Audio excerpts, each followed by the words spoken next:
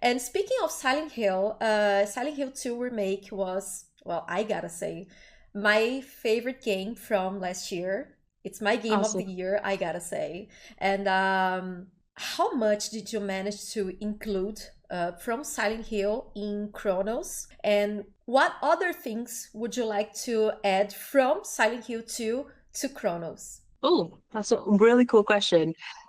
So obviously, in Bloober, we work in two separate teams. So one of our teams was working on Cronos, while the other was working on Silent Hill 2. But obviously, once, Silent Hill 2 was sort of coming to the ending of the production, a lot of that team moved over to Cronos to help us in those last, years of production, which was greatly awesome because so many of them were kind of in that Silent Hill world, and the story and how incredibly kind of heart killing it is, but also it's a story that means so much to a lot of people, even though it covers a lot of dark topics.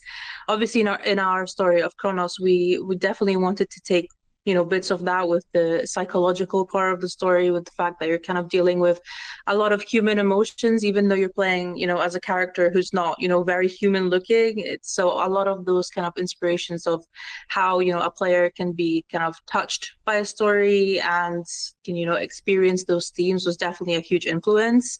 But in general, this whole Silent Hill series in general is so, incredible. All of them are. So, even taking bits and pieces from it, wanting to, have players who think about that world, but also, be very engaged in the story. It's something that was super important to us.